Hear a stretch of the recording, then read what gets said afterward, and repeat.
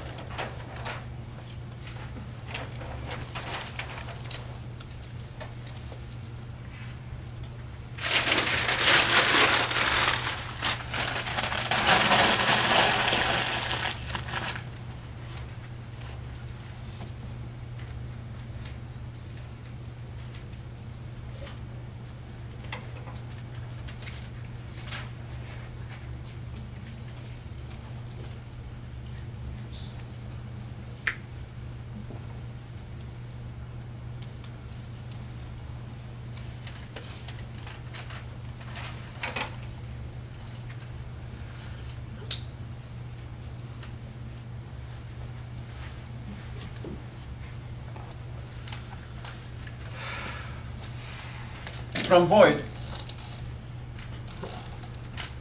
I'm going to try not to make a mess, okay?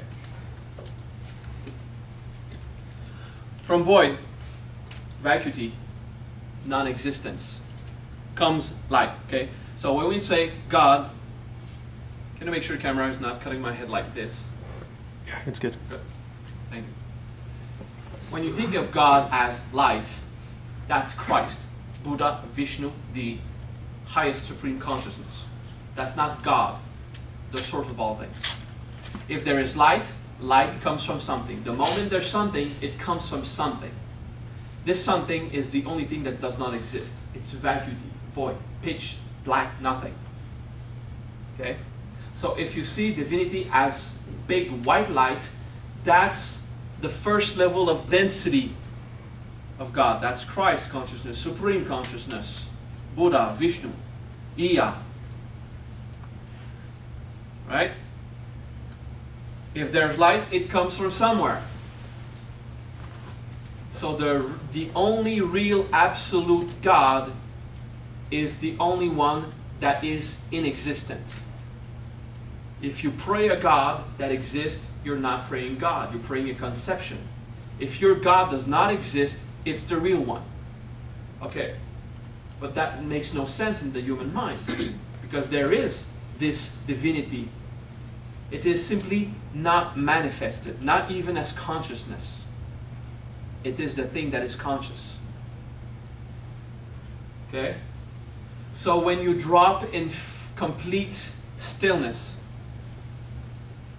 darkness, nothing, you're with God. When you're in the light, you're with Christ. When you feel all this bliss, you're with Christ, but you're not with the absolute point, the highest possible state of consciousness of the universe. In this highest state, there is nothing. Emptiness is not even a correct word, because emptiness could suggest something to fill. There's not even emptiness to fill. There is non-existence, non-state of being. Non-mind, nothing.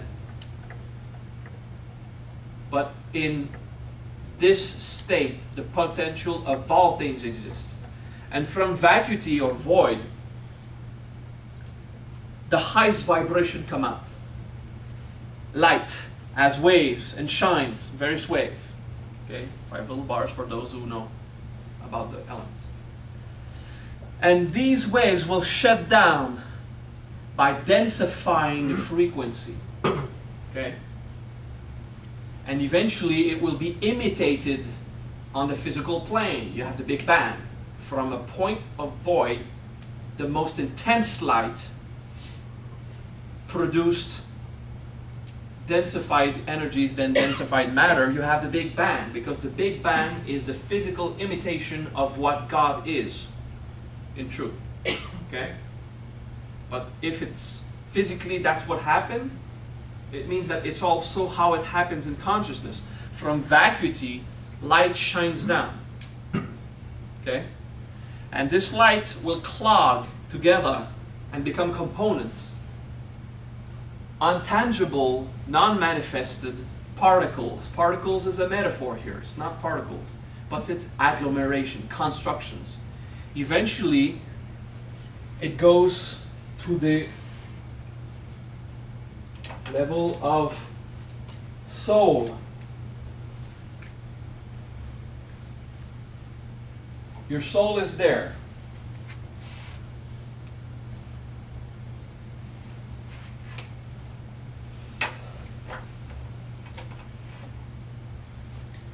Then the light shines down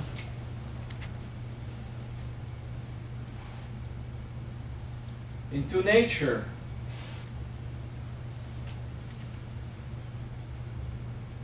Nature is physical, vital, emotional, and mental planes. Okay, it's where we breathe, inhabit, feel, and observe. I'm not going to write it. I'm just going to say nature, the human, the plants. Okay. When the light came through the soul, and the physical plane is the lowest part of nature right here. Okay, this is where events manifest, how your body is formed, the lowest part. Okay, so if somewhere in your soul you have blocks,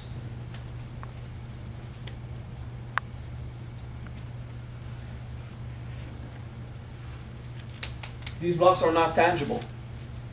The light goes through your soul, is imprinted with what your soul desires,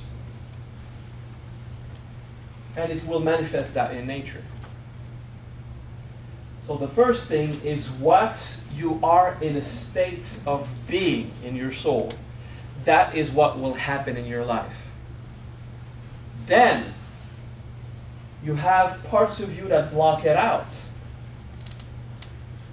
And the light that shines through these, because these are not necessarily tangible, they're blocks, but they're more like filters. They will taint the light that went through the soul successfully, tainted with the pure desire of life experience, will taint the experiences because of your human blocks and chains and everything. Okay? And you have these blocks holding to your emotional plane, another one on your physical dependency on alcohol, and then one just dwelling, attaching your minds. And they're linked together. Okay, so you have all these chains keeping your blocks in places and sticking your human identity into this kind of clogged, miswired mechanical system that feels pain. Because then this holy light will just shine down, densify, densify, densify, and become the final result in the physical plane, in the form of matter and in the form of events, stuff happening in life, simply carrying the charge of everything that altered the purity of the original light. Okay? Does that make sense? So there's, from vacuity, light shines, goes through your soul, the true, authentic desire to love and be loved in various ways. Then into the mind, into the emotions, and you have a few clogs on the vital plane, but not much. It's usually vital clogs are a result of emotions and mind. And then you physically are affected by an illness, a situation, and if it's not physically in your body, it will be projected outside as events. If you don't care about the events, they will become physical in your body, okay, by densifying. Okay, you understand this?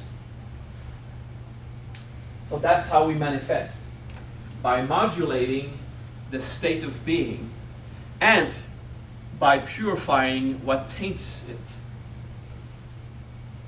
Okay?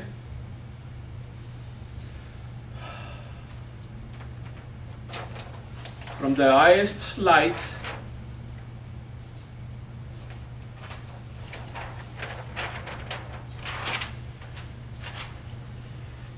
the highest supreme consciousness that is so subtle, anima, an immense mahima. It will become dense and create your existence, your experience. Okay? When you contemplate supreme consciousness, and you meditate this process, it will start rebuilding your life. Even if you have not completely purified yourself, it will start to help you so that everything will work according to your soul's desire. By amplifying the process of flowing creative energy, taking from soul the light that came from the heavens and let it flow in the human, even if you still have chains and blocks, it will help you out because you're going to pull in more of this light. And the only taint it will hold is the one of your pure soul. Okay?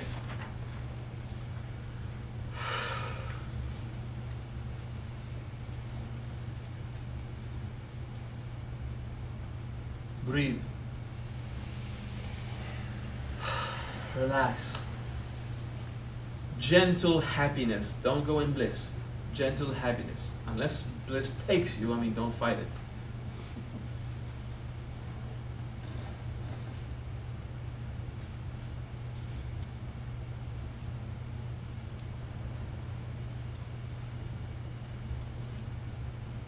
Good, you're set. Relax. Close your eyes. Self-awareness. Self-awareness. Going to the point of consciousness. Anima. Sinking out of density, sinking out of the gross matter of your body and your mind, sinking out of it, falling out of the human into supreme consciousness, anima, and start to float there, anima, anima, and you let go, you dissolve yourself into it, and it grows, Garimma. And it is bigger and immense, Mahimma.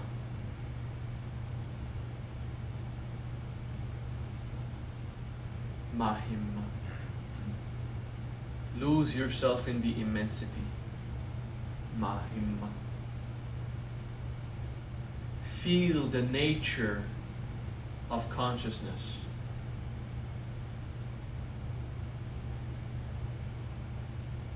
Feel this supreme light from the most immense place that cannot be defined. It flows down into your existence and becomes heavier and heavier. Garima. G-A-R-I-M-A. Garima. Densifying Christ light, densifying divine light into your body, into your existence, into your life. Garima, heavy. Garima, compacting Christ consciousness in itself. Getting on the physical plane, getting on the emotional and mental plane, just coming in your human existence. Garima. Densifying, densifying. From vacuity densifies Garima.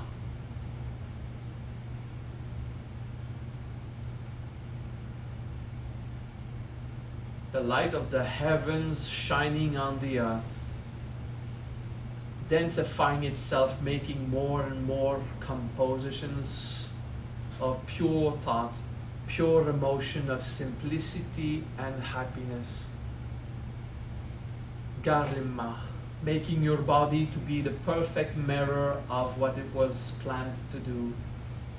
Garima, densify light, densifying consciousness. Bringing the perfection of your body in your mind.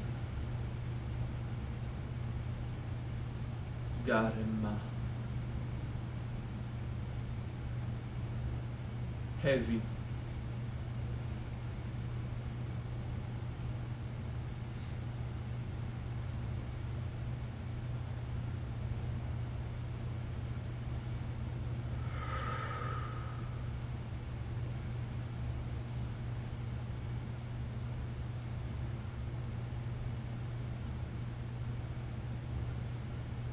still lose yourself in that. Don't define your ego. Just densify Christ consciousness in your human format. Garima. Supreme light flowing on you, falling down into you.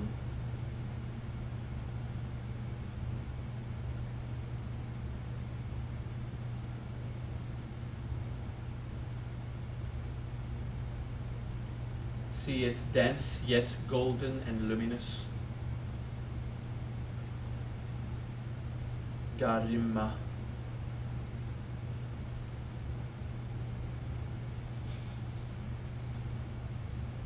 So dense that gravity starts. Garima. Because everything is attracted to everything else. Garima. Because everything is in love. Garima.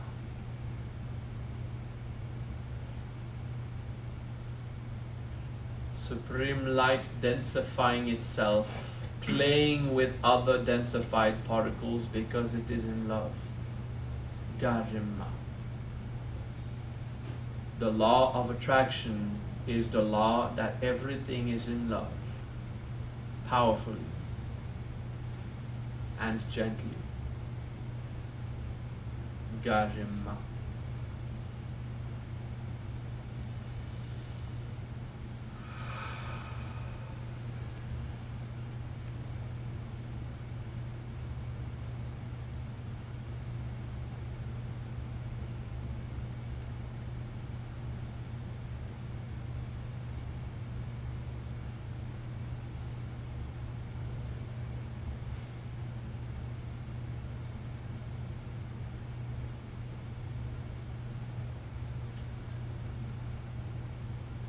Stay in meditation and let go of everything.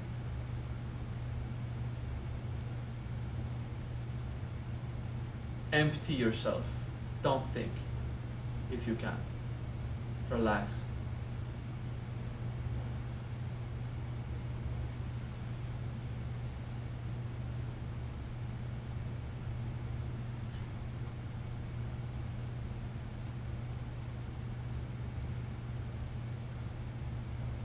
Be mindful just a bit, observing that you are affected by the most holy consciousness.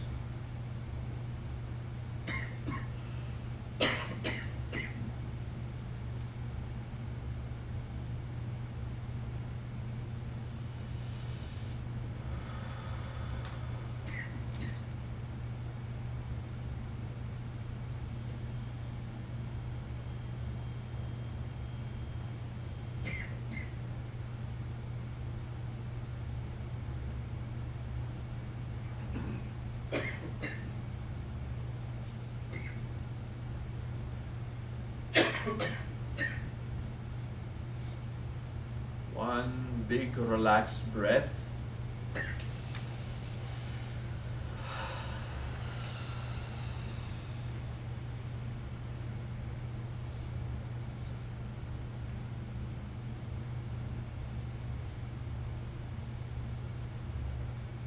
Come back slowly and relax. Siddhi, 3, Garima.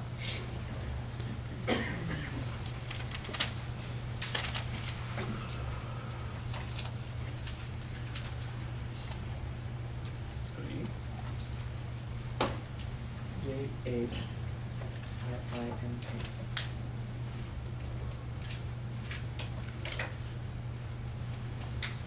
Good.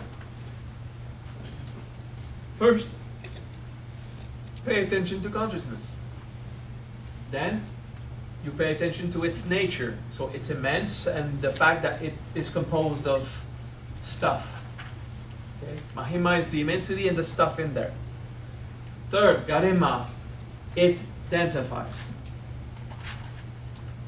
We're going to learn 9 siddhis. But if you just do the first 3 siddhis, as you go on, everything you say think or do will provoke manifestations. Empowered by divinity. You do the meditation, the process activates and accelerates. When you do Siddhi meditation, you take one. When you're ready, you go to the other. When you're ready, you go to the other. If you really want to understand the Siddhi and feel it for real, you'll just do one Siddhi for 1 month. For 1 month, every day, you do 20 minutes, 30 minutes of Anima. Just that. Just until you really get the pure nature of Supreme Consciousness at the most subtle level. I did the first Siddhi for 8 years. That's why now nothing can stop my consciousness. I look in you, regardless of the walls you have, my consciousness, my state of perception is more subtle than the finest of your building blocks. And I even go beyond the walls of your psyche that would want to hide it. Okay? That's how I perceive from anywhere when I want it. Don't need the clairvoyance training. Okay? Expanded consciousness, you're so subtle, then you just Mahima exists everywhere. Okay? Just that will give you the pre-enlightenment experiences, the stuff that people are going to enlighten, experience just before that, the oneness, the senses going AWOL, looking behind your head. That's cool. Knowing you are the creator. I did this. All that there is here. I am the creator. Wow. Oh no. Yeah, the first reaction is that I did. No, I can't be the creator. And you repress. Lady right there. Really. She enlightened. She denied it. She unenlightened willingly. No, I cannot be that. I can't be possibly the creator of all things. And she had to redo the process, but it was easy. We all do this at one point. Come back as normal humans to see if we were better, more comfortable. It's normal. It's okay. Okay, so these meditations make sense. Okay?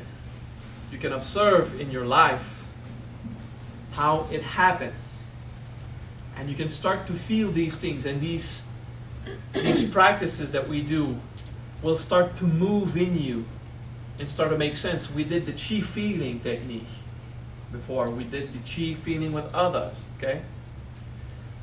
That got us to get a feeling in our nervous system of touch, to say, oh, well, yeah, it's a bit like that, to see that there is this consciousness flowing. So we can build on that experience. Are you okay? You happy? No pain? Okay. Just checking.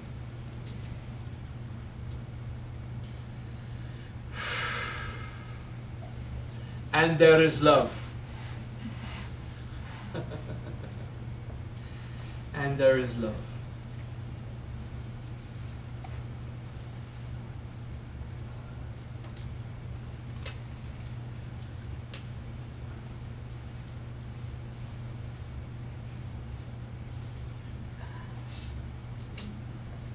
How could you constantly stay in the Siddhi state, the accomplished state? Breathe, inhabit, feel, and observe. Mindfulness. When you are mindful, all the awareness and consciousness you developed by doing the Siddhi will come in normal human life while driving. Don't do the Siddhi while driving. You'll die quickly. I'm serious. When you do Siddhi, a moment comes that you go like this. Your body goes numb. Okay? Some of you experience transcendence. You're not sleeping. You just go. Okay? Your range of consciousness snaps out of the human to exist only at the level of the soul. So your human loses it. You're not sleeping. You're transcending. If you'd be sleeping, you'd go front, crash on the floor. But you're still there. and you come back, oh, what happened? You lost it. Your consciousness was not in the human range for a while. It was on the soul range. It's getting used to exist at both places at the same time. But first you'll transcend. So if you go, anima, anima, at one point, and you never see it coming, never. You go like this, okay? People died because they didn't listen to this instruction. Don't do Siddhi while driving. I do Siddhi while driving after 25 years of experience just because it's fun. But when I'm not doing Siddhi, I'm still conscious of self as Christ. Okay, I'm not leaving this state. When you get there, you don't really care. Okay? Until then, please don't die. Extending your lifespan is to give you more time to do more practice, so you can have more chances of enlightenment.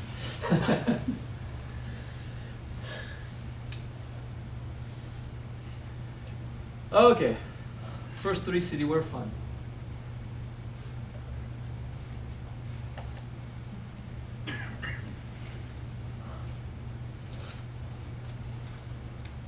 Did you experience cool stuff? Okay. What time is it? 11:41. What? 11:42. You gonna get ready for a meal? 12 o'clock. It's coming? Yes. Okay. So we have 20 minutes of chit chat. Okay.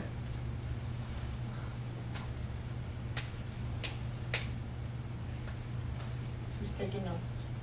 Of course. Actually, I was looking at your book because I missed. Cool. Doesn't matter. It's good. Oh, I'm just looking at you to see how you react. Oh.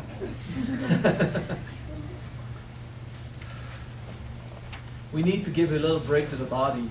It will get used to this kind of experience. Okay. The more you do the Siddhi meditation, the more you will be a supernatural being.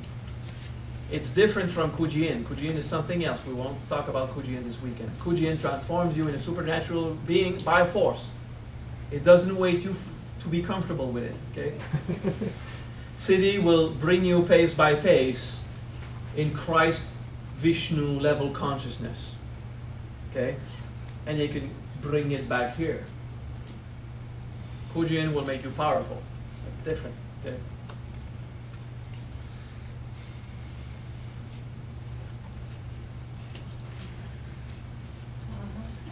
Yeah. You said that if we did the first 3, that then we're going to start manifesting everything. You already do. What if You- we take up that thought? It will happen. That thought? Isn't it wonderful? Isn't it wonderful to have this alarm system that requires you to keep in check?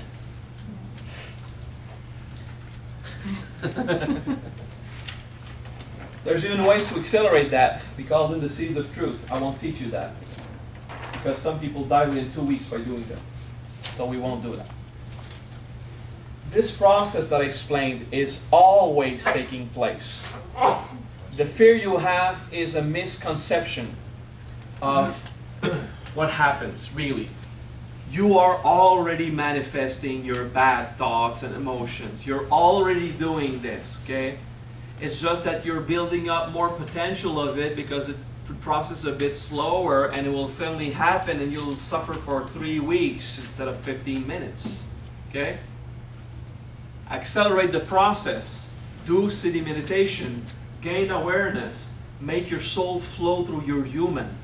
Then you think, it happens, you see it now, you integrate, game over. 15-minute experience, spared you 3 weeks of depression. So what's bad in there? Yes, you'll manifest your bad stuff. With or without meditation, there's no choice. Until you have seen everything that you do to screw up your own experience of love, you'll be in your face with it. Okay?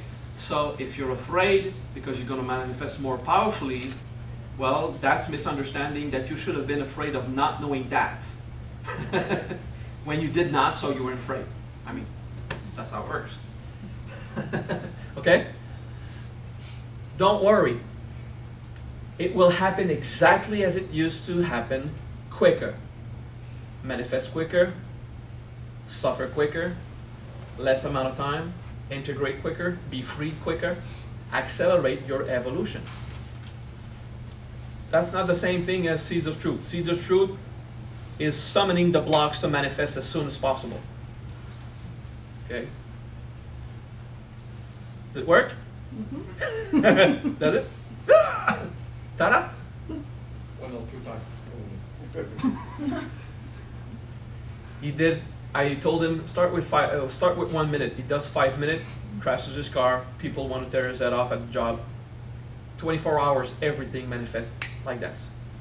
You need to be a master of integration to start doing the seeds of truth. So just keep it cool. I'm just telling you about them because it'll inspire you. Some people say, well, if we do that and we have a bad thought with something bad happen, and then there's the other type of people saying, oh, I just want to know everything now. Show me. It's gonna hurt? How long? Okay, let's do it. All right? But learn how to integrate. Learn how to get back inside. What do I have inside that allowed the outside to affect me? If I still eat, have clothing and shelter, and my life is not threatened, I should be happy. What makes me not happy? While my basic needs are answered. Okay?